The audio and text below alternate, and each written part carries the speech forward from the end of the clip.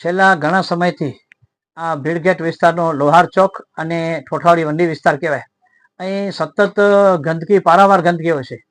અહીં સફાઈ નગરપાલિકાના સફાઈના ટ્રેક્ટરો આવે પણ એકાદ બે તપેલા ભરી, એકાદ બે ટોપલી કચરા ભરી અને નીકળી જાય. ત્યારે પણ અહીં પૂરતા પ્રમાણમાં સફાઈ થતી નથી.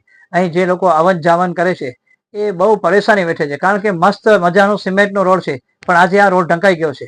કારણ કે નગરપાલિકા તંત્ર અહીં બિલકુલ ધ્યાન દેતું નથી, જેના કારણે સતત ગંદકી રહે છે. લોકોને પારાવાર મુશ્કેલીઓનો સામનો કરે છે.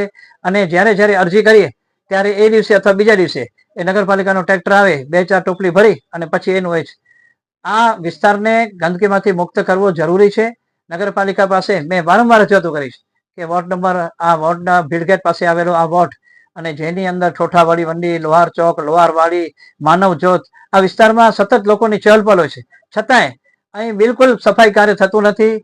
અને જ્યારે સફાઈ કરવા ટ્રેક્ટર આવે ત્યારે 1-2 મિનિટમાં, 5 મિનિટમાં 2 ટોપલી ભરી નીકળી જાય. તો મારી તંત્રને 2 હાથ જોડીને વિનંતી છે કે આ જે રોડ છે, અત્યારે રોડ સાવ બંધ થઈ ગયો છે, તો આ રોડને ખુલ્લો મૂકવામાં આવે. સિમેન્ટ રોડ છે એ પણ ઢંકાઈ ગયો છે. તો અહીં પૂરતા પ્રમાણમાં સફાઈ થાય અને દરરોજ સફાઈ થાય એવી આ વિસ્તારના લોકોની માંગણી છે.